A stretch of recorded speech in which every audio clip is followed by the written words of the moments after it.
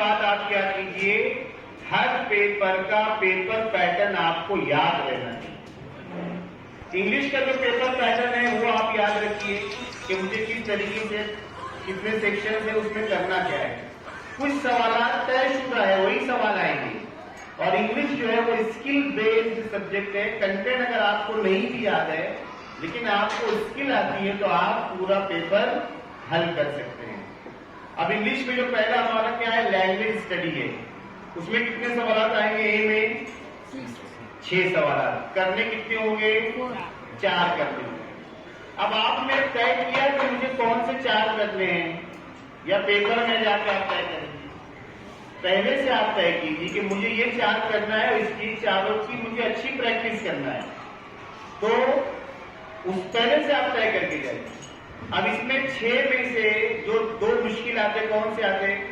एक पंक्चुएशन में थोड़ा मुश्किल लगता है, इसलिए कि हम लोग हर जगह इन्वर्टेड कॉमा लगा देते हैं, ऐसा होता नहीं है। और दूसरा जो है मुश्किल कौन सा आता है, रिलेटेड वर्ड्स लिखने के लिए जो आते हैं, जैसे दिया है फार्मर, वहां पर दिया है ब्रेव, तो आप उसके कौन से एडजेक्टिव हो सकते हैं। ये 2 क्वेश्चन अक्सर बच्चे गलत करते हैं, हम लोग जो पेपर चेक करते हैं उसमें।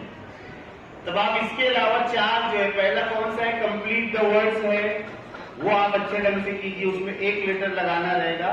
उसमें आपको 5 लेटर, 6 लेटर या 7 लेटर वर्ड्स दिए जाएंगे।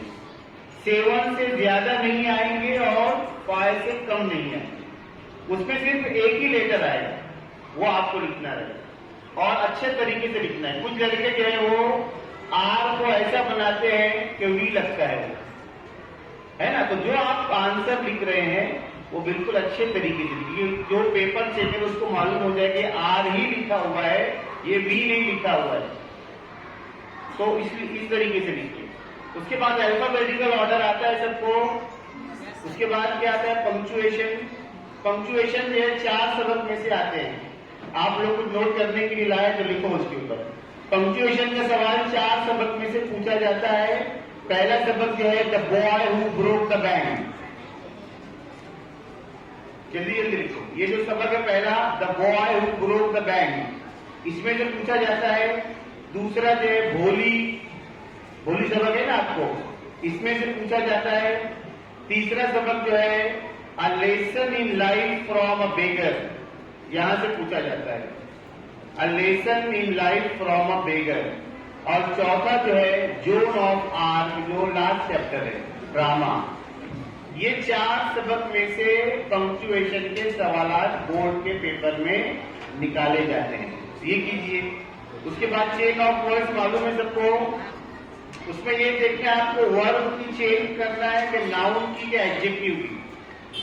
तो आप क्या कीजिए, 2 याद कर लीजिए, 2 एडजेक्टिव, 2 नाउन और 2 वर्ब, जो इंग्लिश के 26 लेटर्स है उससे शुरू होने वाले, और छोटे छोटे अल्फाज लिखिए।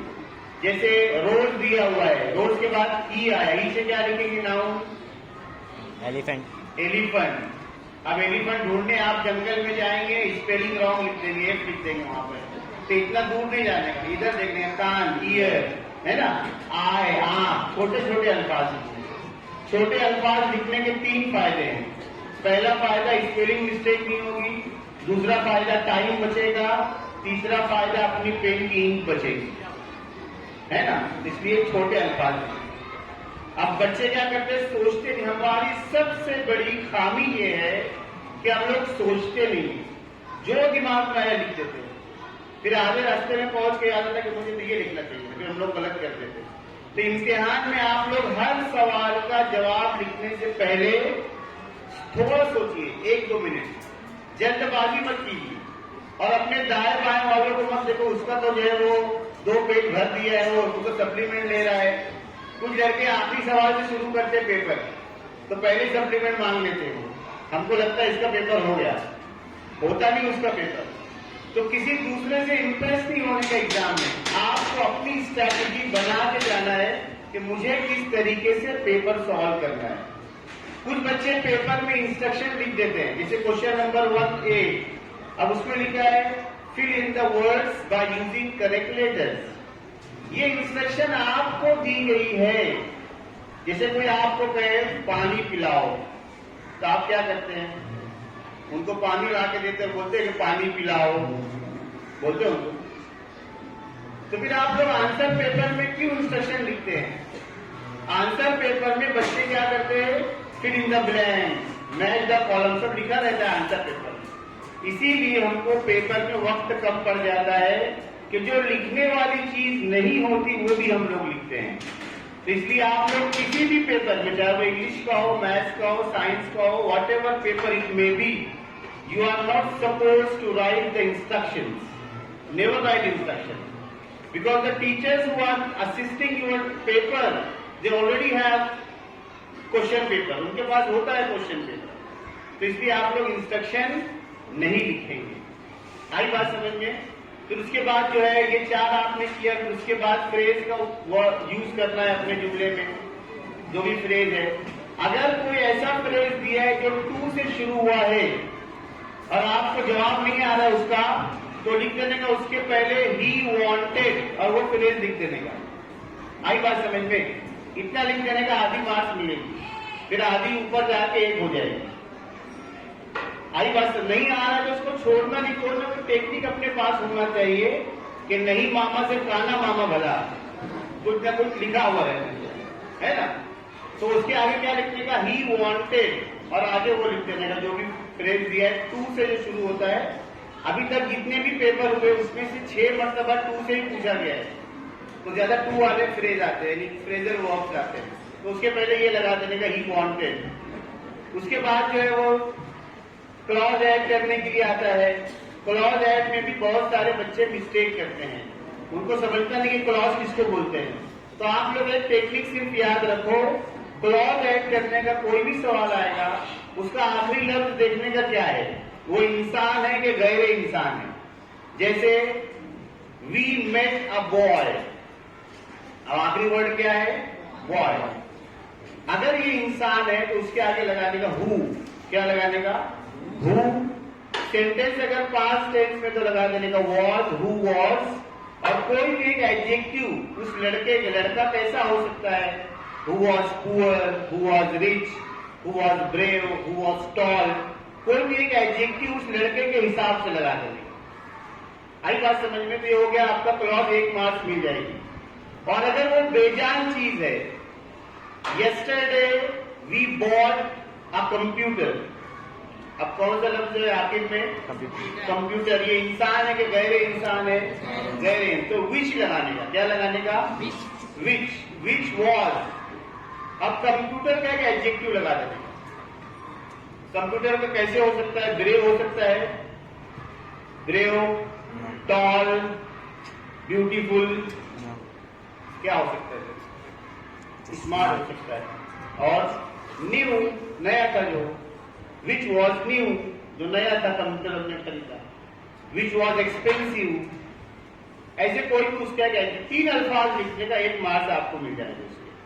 तो ये हो गया अपना क्लॉज ऐड करने का, ये पहला सेक्शन हो। उसके बाद जो सफिक्स और प्रीफिक्स ऐड करने के लिए आता है, तो जो भी लफ्ज आए इसका जवाब आप मत लिखिए, उसको जहन में रखिए। अपना इंग्लिश का पेपर बहुत बड़ा होता है, पूरा एक बुकलेट होती है माशाल्लाह 16 पेज का। तो कहीं ना कहीं उसका सफिक्स प्रीफिक्स कोई ना कोई नॉन टेक्सुअल पैसेज में, लेटर में कहीं ना कहीं होता है उसका। तो उसका जवाब आप लिखने में उसके लिए जगह छोड़ दीजिए, पहले उसको नजर में रखिए कहीं इसका जवाब मिलता है कि हमको, तो वहां से उठा के लिख दीजिए। और नहीं तो उससे रिलेटेड आपको कौन सा लफ्ज याद है? जैसे ब्यूटी दिया तो ब्यूटीफुल, हैप्पी दिया है तो हैप्पीनेस, अनहैप्पी। जो भी लफ्ज दिया है उससे मिलता जुलता और कौन सा लफ्ज अपने को आता है, वो उसका सफिक्स प्रीफिक्स ऐड करके उसको लगाते हैं, तो वो लिख दीजिए आप, ये हो जाएगा आपका। तो इस तरीके से पहला सेक्शन, इसमें से 10 में से 10 मार्क्स हर बच्चे को मिल सकती है। इसमें जो ऑब्जेक्टिव टाइप क्वेश्चन है आप लोग 1 लाइन छोड़ के लिखेंगे। कैसे लिखेंगे? और जो नंबर, जैसे नंबर 1 है, 1, अब इसके अंदर 4 है तो 1 लिखेंगे, फिर इन चारों को बराबर अपना स्पेस दे के लिखेंगे, 1 लाइन छोड़ के लिखेंगे। पहला लिखेंगे फिर थोड़ा स्पेस दे के दूसरा। कुछ बच्चे क्या करते हैं, पेपर के एकदम किनारे इतना छोटा छोटा 4 लिख देते हैं और पूरा मैदान खाली, उधर सब खाली। उस जगह को अपने को अच्छे ढंग से यूज करना है ना। बिल गेट्स का एक बहुत ही मशहूर कोट है if you can not make it good, at least make it look good. समझ में आई बात?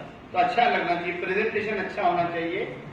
तो इस तरीके से आप लोग ऑब्जेक्टिव टाइप क्वेश्चन एक लाइन छोड़कर लिखो, एक ही पेन का इस्तेमाल करो, जो पेन आप साल भर इस्तेमाल की है उसी पेन को इस्तेमाल करो, क्योंकि उसकी ग्रिप आपके हाथ में बैठी हुई है। पेन की मोटाई से भी राइटिंग खराब हो जाती है पेन बदलने से। और कुछ बच्चे माशाअल्लाह इम्तिहान के दिन नई पेन खरीद के आते हैं, उसका उद्घाटन वही करते हैं वो पेपर के दिन, तो वो चलती नहीं है, तो हाथ पे चलाते हैं, आस्तीन पे चलाते हैं, पीछे वाले की पीठ पे चलाते हैं, चल रही पेन देखते। तो 2-4 दिन पहले से वो सब तैयारी करके रखिए। और माशाअल्लाह लड़के लोग जब इम्तिहान में आते हैं तो लगता नहीं कि इम्तिहान देने आ रहे हैं, सिकंदर की तरह खाली हाथ आते हैं। एक पेन जो है जेब में होती है और दूसरी जेब में हॉल टिकट होता है। उनकी बॉडी लैंग्वेज से कहीं से लगता नहीं कि इम्तिहान देने के लिए आ रहे हैं। तो पैड लेके जाइए, क्योंकि कभी कभी बेंच जो है ना खराब होते हैं स्कूल में अपने। कपड़ा लेके जाइए साफ करने की, धूल होती है ना उसके ऊपर, तो कपड़ा अपने पास रखिए। पानी की बोतल लेके जाइए। और पेन जो है 3-4 दिन पहले से खरीद के उसको फ्री करके रखिए। जो पेन आप साल भर इस्तेमाल करते हैं वही पेन का इस्तेमाल कीजिए, ताकि आपकी राइटिंग जो है वो पेपर में अच्छी आए। आराम से लिखिए, हर सेक्शन के लिए वक्त दीजिए, टाइम लगाइए, घड़ी लेके जाइए अपनी खुद की, उसमें टाइम लगाइए कि मुझे इस तरीके से करना है। तो ये हो गया आपका पहला सेक्शन। दूसरा सेक्शन कौन सा रहेगा? Textual passage. पहले इसका नाम था सीन पैसेज, लेकिन तजुर्बे से ये बात मालूम हुई कि seen passages were actually unseen for many of the students. Seen passage तो उनके लिए अनसीन है। पहले तो बहुत यानी एक लाइन जो है माशाअल्लाह 12 मिनट में हम लोग पढ़ते हैं, उसके बाद सर हो जाते हैं कि कौन से सबक में आए ये मालूम नहीं। इसलिए उसका नाम हम लोगों ने बोर्ड में मीटिंग में सीन अनसीन के बारे में बहुत इसके ऊपर बहस चली, तो इसका नाम रखिए टेक्सचुअल पैसेज। किताब में से आएगा, अब वो सीन है कि अनसीन है वो आपका मसला है, किताब में से लेकिन रहेगा। आपकी किताब में 4 यूनिट है। कितनी यूनिट है? हर यूनिट में से एक एक चीज आएगी। अगर पहले यूनिट में से पैसेज आया तो दूसरे यूनिट में पोएम का एक्सट्रैक्ट आएगा, फिर तीसरे या चौथे यूनिट से दूसरा पैसेज आएगा, और फिर जो चौथा यूनिट या तीसरा यूनिट जो बचेगा उसमें से पोएम का एप्रिसिएशन आएगा। यानी चारों यूनिट में से एक एक चीज आएगी, या तो पैसेजेस आएंगे या तो पोएम का अपना आएगा। इसलिए चारों की तैयारी कीजिए। टेक्सचुअल पैसेज में कितने सवाल होते हैं? 5। कितने सवाल होते हैं? 5 सवाल। A1, A2, A3, A4, A5। A1 में क्या होते हैं? कैसे सवाल होते हैं? True false, fill in the blanks, complete the sentence, I agree disagree, one word substitution, tell who am I, ऐसे सब आसान सवाल होते हैं A1। ये A1 जो है पैसेज के ऊपर लिखा होता है कि पैसेज के नीचे लिखा होता है? क्यों ऊपर लिखा होता है? इसे पैसेज तो चार तो नीचे लिखे हुए ना, ये क्यों ऊपर लिखा हुआ है? नहीं मालूम जी? वेरी गुड, सही जवाब।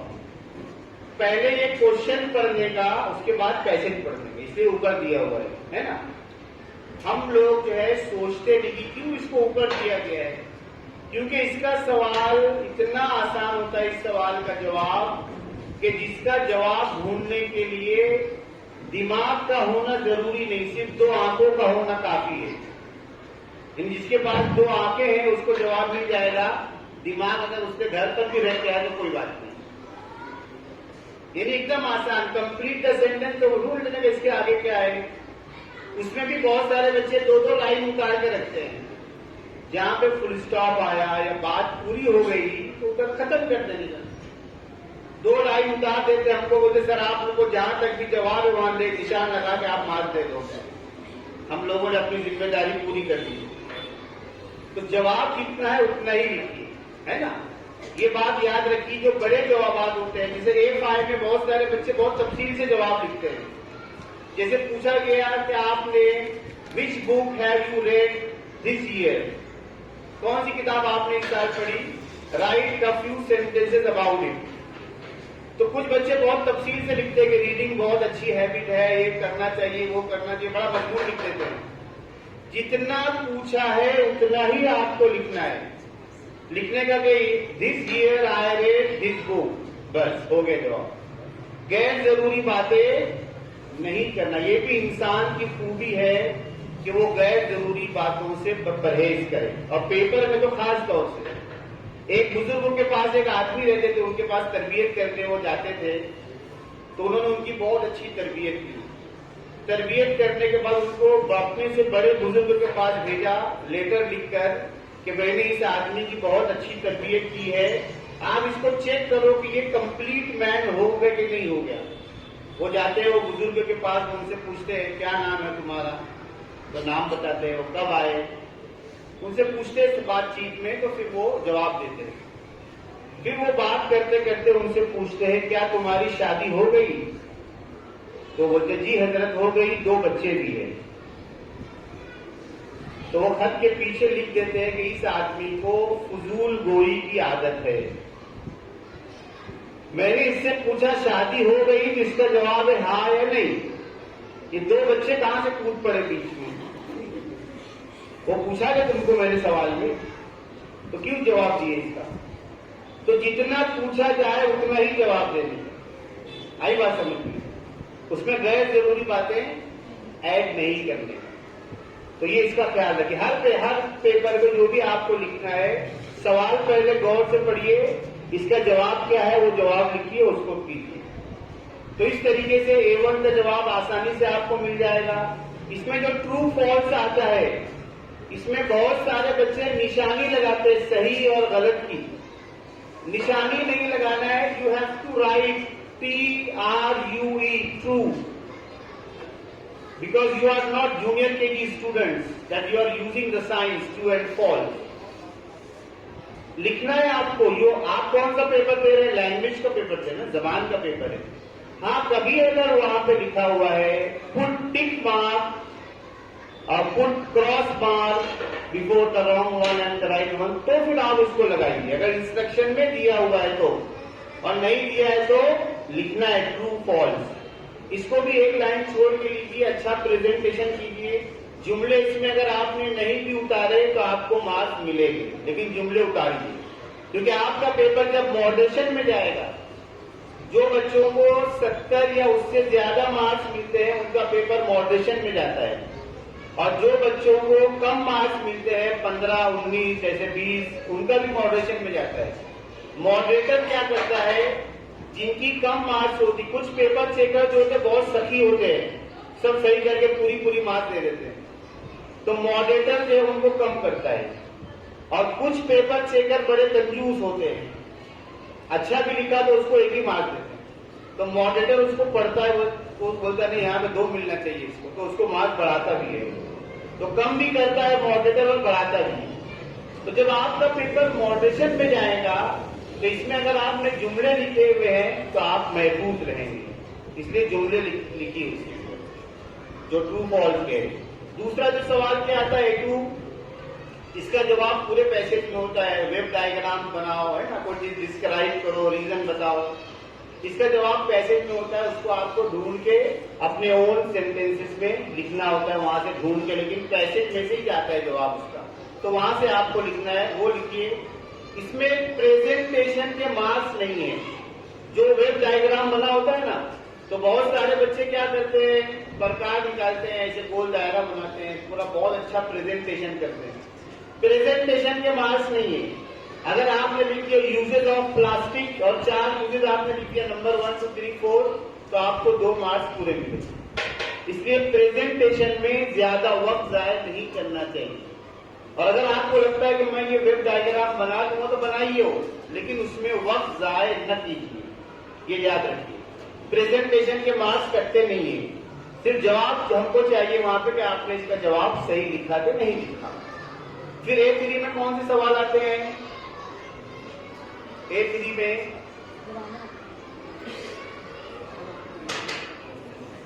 A3 में किस टाइप के क्वेश्चंस आते हैं, वोकेबुलरी के, synonym, match the synonym, similar meaning words, antonym, अपोनिम लिखो, ये सब आते सवाल आते। कभी कभी इसमें 4 ऑप्शन दिए होते, यानी जोड़ी दी होती है, तो उसमें आपको अंदाजा लगाना है कि कौन सा किसके साथ जवाब आएगा। अगर ये नहीं आ रहा है, आपको बिल्कुल नहीं आ रहा है, तो क्या करने का, कॉलम ए में चारों उतार के कोई भी एक जवाब चारों में लिख देने का। तो एक जगह सही रहेगा, वो एक जगह सही रहेगा ना, तो उसकी आधी मार्क्स मिलेगी, आधी ऊपर जाके 1 हो जाएगी। ये कब करने का, एकदम आखिरी में जब नहीं आ रहा है तो छोड़ने की बजाय, है ना। ये आपातकालीन खिड़की रहती, मालूम है आपको, जो गाड़ी होती है ना बस में, लक्जरी में, एक होती है इमरजेंसी विंडो, उसको बोलते हैं आपातकालीन खिड़की। यानी अगर कोई हादसा हो गया, दरवाजा नहीं खुल रहा है, तो अपनी जान बचाने के लिए वो आधा दरवाजा होगा, उसको तोड़ के जान बचाओ। तो ये जो मैं आपको हल बता रहा कि कॉलम ए का उतार दे, कॉलम बी का कोई भी एक आंसर चारों उतार देने का, ये आपातकालीन विंडो है, यानी ये आखिरी में करने का, जब दरवाजा नहीं खुल रहा है और पास पड़ोस भी कोई ऐसे ठीक ठाक लोग नहीं दिख रहे अपने को, आजू बाजू में पड़ोसी भी अच्छे नहीं मिले, वो खुद ही बेचारे परेशान लग रहे थे, तो फिर ये करने का कि कोई भी एक जवाब जो है चारों में उतार दे। तो आपको जो है वो उसके अंदर जहां पर एक आप सही लिखेंगे, कुछ लड़के क्या करते बगैर सोचे समझे, अब कि मुझे टेक्निक मालूम है तो पहले भी लिख देते सब। ऐसा नहीं करना, पहले सोचना है जवाब इसका क्या है, फिर लिखना है। उसके बाद A4 में कौन सा सवाल आएगा, ग्रामर का। कौन कौन से ग्रामर आपको आता है, बोलो जल्दी जल्दी, ग्रामर के नाम बताओ। टेंसेस चेंज करने के लिए आता है सवाल, है ना। लिखो, जो ग्रामर में मैं लिखा रहा हूं जल्दी से लिखो, ये 10 ग्रामर कम से कम याद स्टडी करो इसकी, ये सबको आना चाहिए। पहला है टेंसेस, यानी टेंस चेंज करने के लिए आएगा। प्रेजेंट कंटिन्यूअस दिया उसको पास्ट परफेक्ट में चेंज करो, पास्ट परफेक्ट दिया उसको फ्यूचर परफेक्ट कंटिन्यूअस में चेंज करो, चेंज। दूसरा सवाल आएगा क्वेश्चन टैग। अब आप लोग देखो आपको क्वेश्चन टैग आता है कि नहीं आता है। तीसरा जो है वो एक्टिव एंड पैसिव वॉइस, ये आपको आता है कि नहीं आता है। चौथा जो है वो not only but also,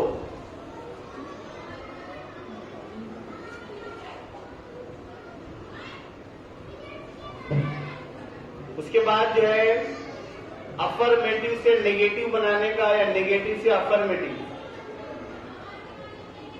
conversion of sentences, affirmative negative, negative affirmative, या एक्सक्लेमेटरी से असर्टिव, असर्टिव से एक्सक्लेमेटरी, ये। उसके बाद WH type question, frame WH type question,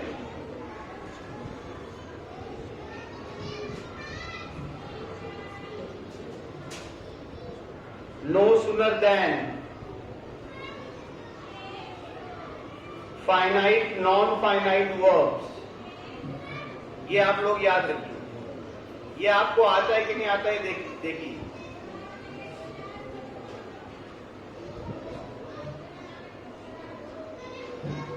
और भी जो टेक्सचुअल ग्रामर आपने पढ़े हैं वो उसमें से 9th और 10th में जो भी आपने पढ़ा वो ग्रामर इसमें आएगा। 4 ऑप्शन दिए रहेंगे ग्रामर के, 4 ऑप्शन।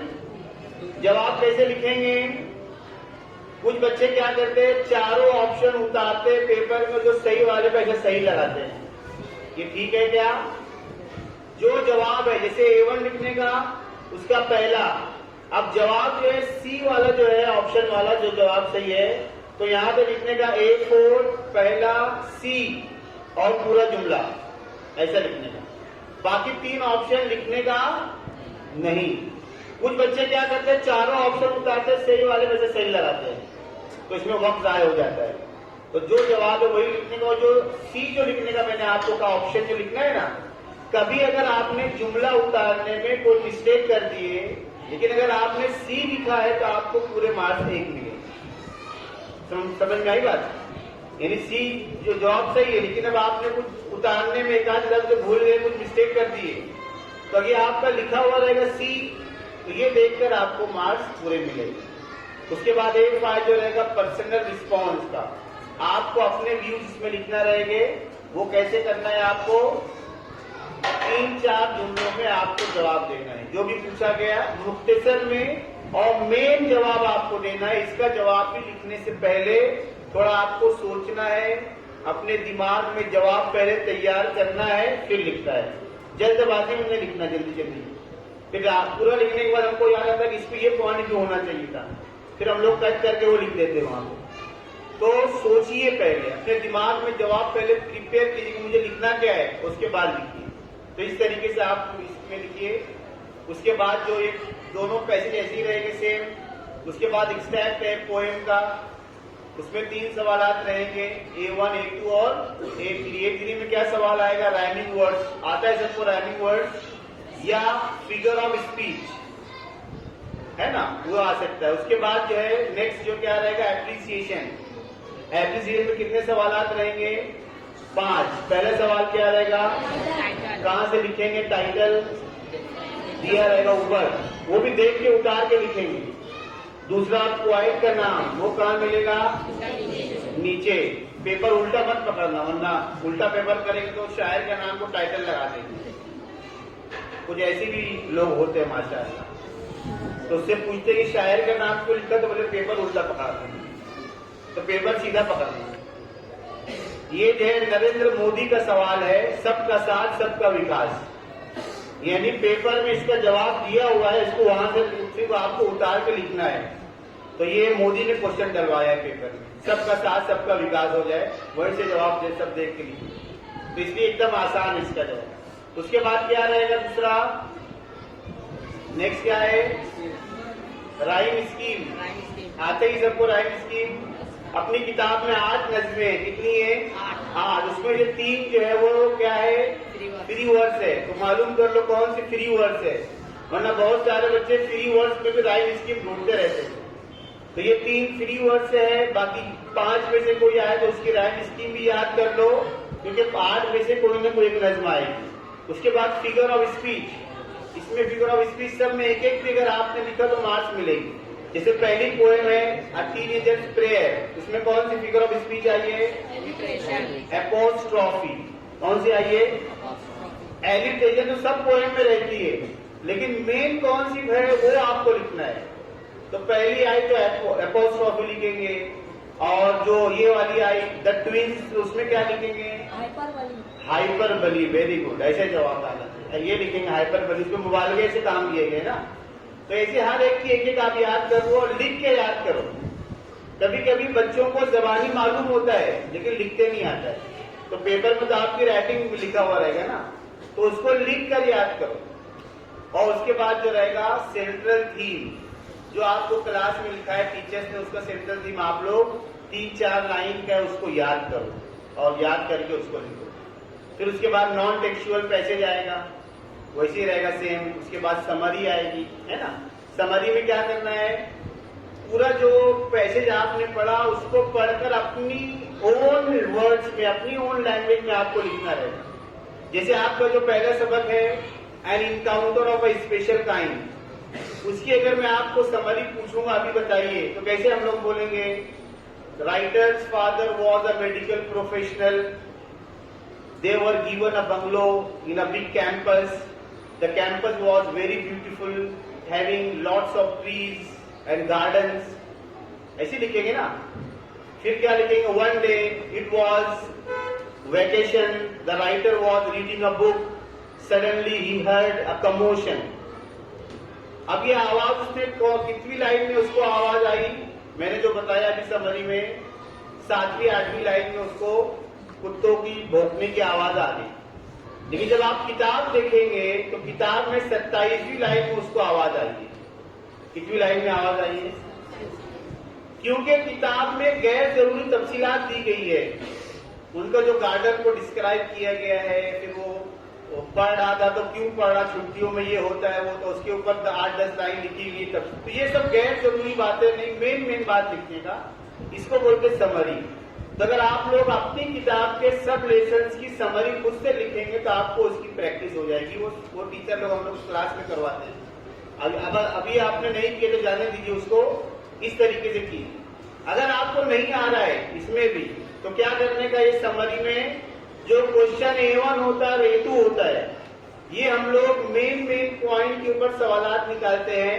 तो ये A1 और A2 का जो जवाब रहेगा वो समरी में आपको लिख देने का, पैराग्राफ बना के। समझ में आई बात? A1 और A2 में जो पूछे ना सवालात, क्योंकि सवाल मेन पॉइंट पे निकाले जाते हैं और समरी में मेन पॉइंट लिखना होता है, तो वो आप वहां पे A1 A2 का लिख दीजिए।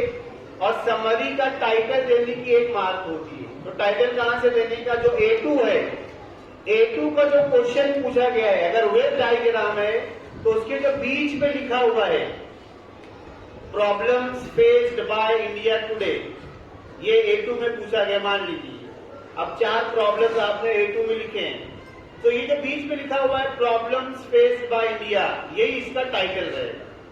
तो इसी को टाइटल बना देने का 1 मार्क्स मिल जाएगा। और समरी आप लिख देंगे। नहीं भी अगर आपको आ रहा है समरी लिखते हुए, पहले तो मैंने क्या बताया, आपको अपनी ओन इसमें पढ़ के उसको समझ के लिखना है। ये नहीं आ रहा तो दूसरा ऑप्शन क्या है, A1 और A2 का जो जवाब है इसको बना के आपको लिख देना है, कोई चीज इसमें रिपीट नहीं करना है बस। अब तीसरा मसला, ये दोनों भी अपने को समझ में नहीं आ रहा है, तो तीसरे में समरी का जवाब खाली छोड़ने की बजाय जो पैसेज दिया हुआ है उसकी पहले 1 लाइन लिखने का, फिर 2-3 लाइन छोड़ के फिर 1 लाइन लिखने का, फिर 2 लाइन छोड़ के फिर 1 लाइन लिख देने का उधर कुछ न कुछ। ये आखिरी हल है ना, ये भी आपातकालीन खिड़की नहीं छुप, क्योंकि इसमें हम लोग क्या करते हैं, कुछ न कुछ लिखा हुआ है तो 2 मार्क्स 1.5 मार्क्स सबको दे देते हैं। लिखा हुआ रहना चाहिए कुछ न, तो आपको वहां पे लिख के आना है और टाइटल A2 में से उठा के देना, तो 3 मार्क्स आपको इंशाल्लाह मिल जाएंगे। फिर उसके बाद लेटर राइटिंग है, राइटिंग स्किल सेक्शन हमारा शुरू होगा। लेटर में आपको फॉर्मल इनफॉर्मल 2 लेटर है। इसमें आपको ब्लॉक फॉर्मेट में लेटर लिखना है। किसको बोलते हैं ब्लॉक फॉर्मेट, मालूम है? किनारे से। और हाशिया कैसे बनाएंगे ब्लॉक फॉर्मेट में, पैराग्राफ कैसे चेंज करेंगे, 1 लाइन छोड़ेंगे। जो पहले लोग थोड़ी सी जगह छोड़ते हैं वो नहीं करेंगे, एक लाइन छोड़ेंगे। लेटर जो है वो एड्रेस सब लेफ्ट मार्जिन से शुरू करेंगे। नाम वहां पे दिया रहेगा पेपर में, XYZ तो कोई नहीं लिखेगा। पहले हम लोग लिखाते थे XYZ। XYZ क्यों लिखते हैं पेपर में? कि आपकी आइडेंटिटी पता ना चले कि भाई अगर आप हिंदू मुसलमान नाम लिखा है और पेपर चेकर हिंदू है तो आपके मार्क्स ना काट दे, या आपने जो नाम लिखा है वो पेपर चेकर के दुश्मन का नाम है तो आपकी मार्क्स ना काट दे, या कोई लड़की ने नाम लिखा है वो कोई आपा पेपर चेकर उसकी सास का नाम है तो मसला हो जाएगा, तो वो पापा उसकी मार्क्स ना काट दे।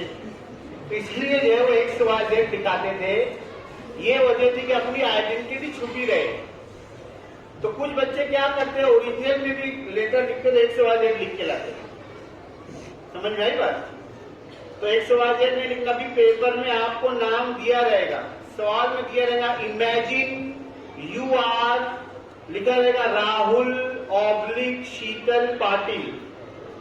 तो लड़का है तो लिखेगा राहुल पाटिल, लड़की तो लिखेगी शीतल पाटिल। लेकिन कुछ बच्चे दोनों लिख देते हैं। सर आप समझ लो जो भी इसमें, हम लोग ने दोनों लिख दिए। तो एक लिखना है आपको, लड़के लोग लिखेंगे राहुल पाटिल, लड़की लिखेगी शीतल पाटिल, ऑब्लिक करके पेपर में दिया होता है। तो वहां से नाम भी दिया रहेगा, पता भी दिया रहेगा वहां पर, तो वहां से देख के उतारेंगे, अच्छी राइटिंग में उतारेंगे और उसके बाद लेटर लिखेंगे। शुरुआत में डियर फादर, डियर ब्रदर, जिसको भी हम लोग लिख रहे हैं। फिर शुरुआत में कैसे लिखेंगे letter, I am fine here and hope same for you, I am writing this letter to tell you a very important thing, yesterday I read an advertisement about। अब जो भी है ब्लड डोनेशन कैंप, अबाउट के बाद जो भी heading के बाद वो उतार देते। अब इसकी तफसीलात अभी वक्त नहीं, वरना मैं और भी तफसीलात आपको बताता। तो इसकी प्रैक्टिस कीजिए आप लोग लेटर की। लेटर के बाद डायलॉग राइटिंग आएगा। डायलॉग में 3 ऑप्शन रहेंगे। पहला जो जंबल रहेगा 4, उसको सही करना है। उसमें से 2 सवाल रहेंगे, 2 जवाब रहेंगे। सवाल कैसे पहचानेंगे कि 2 सवाल है? आखिरी में क्वेश्चन मार्क रहेगा, है ना, चश्मा ले जाना भूलना मत। यानी कुछ लड़के लोग जो है क्वेश्चन मार्क जो देखते थे कि सवाल है उसको जवाब बनाते हैं।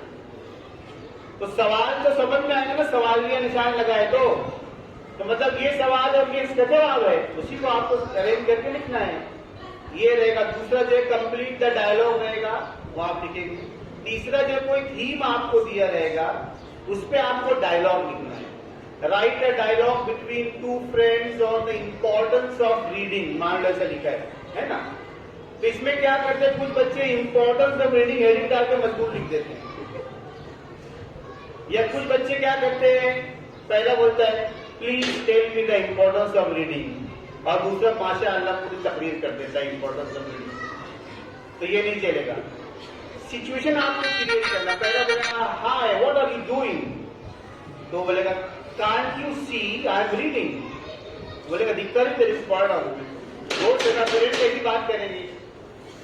फिर बोलेगा it's waste of time, why are you reading books, I don't read. फिर उसको कहेगा no my dear it's not a waste of time, reading is important. आपको टॉपिक पे ऐसा नेचुरल डायलॉग लगना चाहिए। हाँ, उसमें हैरत का इजहार होना चाहिए, खुशी का इजहार होना चाहिए, ऐसे अल्फाज होना चाहिए। सिर्फ क्वेश्चन आंसर नहीं बना देने का। तभी आपको इसमें 5 में से 5 पूरे मार्क्स आपको इसमें मिल सकते हैं डायलॉग में।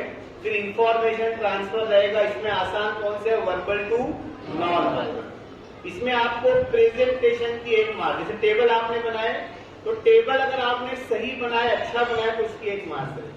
और सिर्फ आपको हेडिंग लिखना है बस, और तफसीलात पे लिखना है।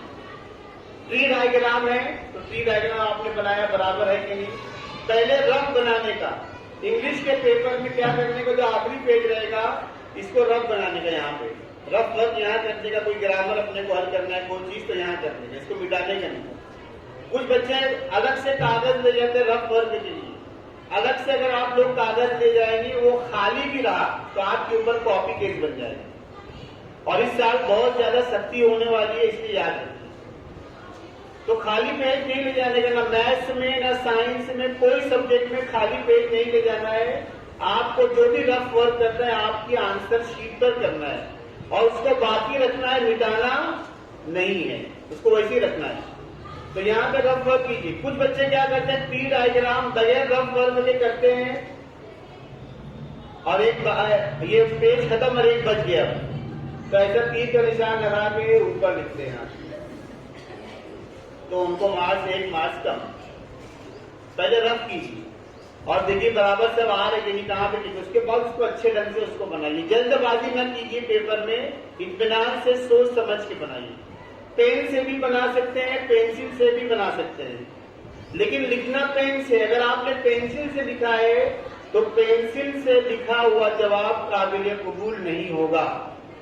अगर आपने खाली जगह पेंसिल से भरी है, ट्रू फॉल्स पेंसिल से भरा है, कुछ लड़के ऐसा करते हैं कि बाद में अगर सही गलत होगा तो मैं इसको मिटा के लिख दूंगा, लेकिन बाद वो आता ही नहीं, पेपर जमा हो जाता है। तो इसलिए सबको पेन से लिखना है। तो ये हो जाएगा। उसके बाद जो है क्या रहेगा अपना, इसके बाद क्या सवाल रहेगा, नहीं एक बाकी नहीं, एक्सपेंशन है ना। इसमें पहला है न्यूज रिपोर्ट या स्टोरी डेवलपमेंट, कहानी लिखने की आएगी या न्यूज लिखने की। न्यूज में क्या रहेगा, पहले हेडलाइन दी रहेगी, फिर डेट लाइन लिखना है। डेट लाइन में क्या रहेगा, तारीख और शहर का नाम। उसके बाद इंट्रो शॉर्ट पैराग्राफ, उसमें क्या लिखेंगे, क्या हुआ, कब हुआ, कहाँ हुआ और किसके साथ हुआ। What happened, what, where, when, who, ये 4 सवाल के जवाब। अब इसे दिया हुआ है 2 किल्ड इन रोड एक्सीडेंट, ये लिखा हुआ हेडिंग। तो इसमें से हमको हेडिंग में से जवाब मिलेगा, क्या हुआ, एक्सीडेंट हुआ, किनके साथ हुआ, 2 लोगों के साथ हुआ, है ना। अब कब हुआ, कहाँ हुआ, ये आपके हाथ में, कहाँ पे आपको हादसा कराना है करवा दीजिए। माशाअल्लाह अपना आगरा रोड बड़ा मशहूर है हादसा के लिए, और हादसों के लिए बड़ी जरखेज जमीन उधर ही करवा दी। तो वहां पे हादसा हो गया, कितने बजे करवाना है वो भी आप करवा दीजिए। तो उसमें हम लोग लिखेंगे 2 student returning from MSG college killed in a road accident on Agra road on Saturday evening. Time ऐसा डालेंगे, Sunday morning, Monday afternoon, Saturday evening. Time नहीं डालेंगे 11 AM में से 11 बजे हादसा हुआ, ऐसे कुछ लोग टाइम लगा के थोड़ी बैठेंगे कि अभी हादसा हो रहा है। एक ने घड़ी में देखा माशाअल्लाह एकदम 11 बजे हादसा हुआ। ऐसा होगा क्या? तो उसमें टाइम, कुछ लड़के टाइम लिखते हैं 11 बजे हादसा हुआ, जैसे ये घड़ी लेकर उधर ही खड़ा हुआ। तो ऐसे लिखेंगे on Monday morning, Saturday afternoon, ऐसे टाइम लिखने। उसके बाद मेन पैराग्राफ, उसकी 2 मार्क्स है। हेडलाइन की एक, डेडलाइन की और इंट्रो की आधी है कि 2 मार्क्स हो गए। उसके बाद 2 मार्क्स कंटिन्यूअस पैराग्राफ की, उसमें क्या करना आपको लिखना, हादसा कैसे हुआ।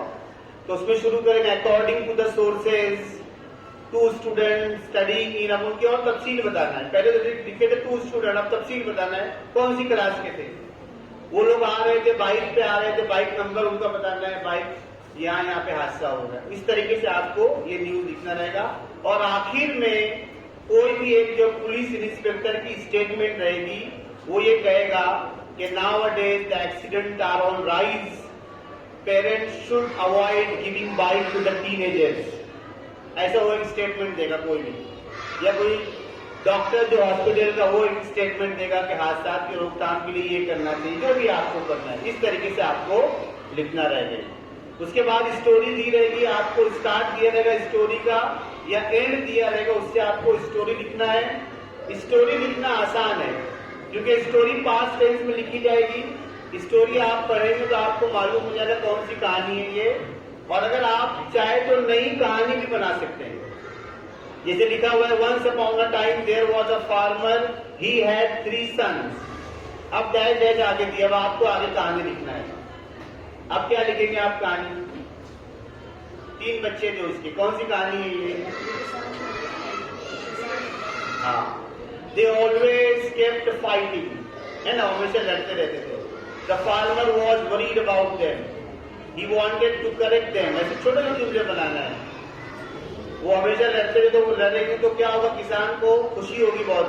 The farmer was very happy, खुश होगा कि किसान, तो लिखने का। फिर जब वो फिक्रमंद हो तो क्या करेगा, कुछ न कुछ तदबीर सोचेगा, तो तदबीर बताइए। ऐसे छोटे छोटे जुमले बनाकर आप लोग स्टोरी पूरी कीजिए, तो आपकी स्टोरी पूरी हो जाएगी। नई कहानी भी आप बना सकते हैं। Farmer had 3 sons, they always kept playing mobile games. अब नया फार्मर, आज के जमाने का किसान है, तो वो इसी में परेशान है, मोबाइल उसके बच्चे बहुत यूज कर रहे हैं। तो you can create your own story.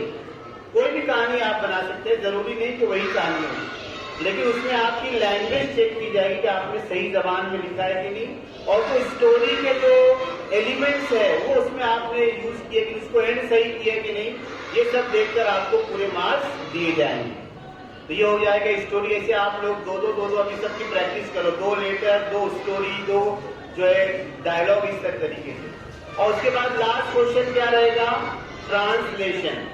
पहले इसमें 3 हिस्से रहेंगे। पहला हिस्सा क्या रहेगा, अल्फाज, 6 अल्फाज दिए रहेंगे, कोई 4 आपको उसका ट्रांसलेशन लिखना है। आपकी किताब में से ही वो रहेंगे। कहां से रहेंगे, आपकी किताब के रहेंगे अल्फाज। अल्फाज लिखने की जरूरत नहीं, डायरेक्ट आप तर्जुमा लिख सकते हैं, अल्फाज के सामने भी लिख सकते हैं। अगर आपको 6 आए तो 6 तर्जुमा लिख दीजिए, ताकि अगर कोई गलत हो तो आपका उतना सही रहेगा। उसके बाद 4 जुमले दिए रहेंगे और 4 में से कोई 2 जुमलों का तर्जुमा आपको करना रहेगा। ये जुमले भी आपकी किताब से रहेंगे। कोई असर्टिव सेंटेंस रहेगा, कोई क्वेश्चन रहेगा, कोई इंपेरेटिव सेंटेंस रहेगा, कोई जनरल इंस्ट्रक्शंस आ सकती है, जो आम इंस्ट्रक्शन लगी होती ना, don't throw wrapper on the road, keep quiet in the classroom, don't run in the corridor, इस तरीके से। और इसका जो तीसरा जो रहेगा वो क्या रहेगा, कोई भी प्रोवर्ब्स 2 दिए जाएंगे। प्रोवर्ब्स का आपको उर्दू मुतबादिल लिखना है। जैसे चैरिटी बिगिंस एट होम, इसका क्या आएगा, हाँ, खैरात घर से शुरू होती है, पहले पेश फिर दरवेश। All that glitters is not gold, cut your coat according to your cloth, ऐसे आपको रहे। Tit for tat, might is right, जिसकी लाठी उसकी भैंस, ऐसे। तो आपको तर्जुमा नहीं करना, उसका मुतबादिल आपको लिखना है। तो इस तरीके से आपका एक पूरा पेपर हो जाएगा। इत्मीनान से आप लोग पेपर लिखिए, सोचिए और उसके बाद जवाब लिखिए। और जितनी बातें मैंने यहाँ पर बताई इसकी रोशनी में अब जाके आप लोग स्टडी कीजिए और उसको जो है वो इस तरीके से आप अच्छे से अच्छा परफॉर्मेंस दीजिए। आप लोगों ने मेरी बातों को बहुत तवज्जो से सुना और मुझे यहाँ आने का मौका दिया कि इसमें मैं तमाम मुस्लिमीन का भी शुक्रगुजार हूँ और आप सबका भी मैं शुक्रगुजार हूँ। Thank you so much.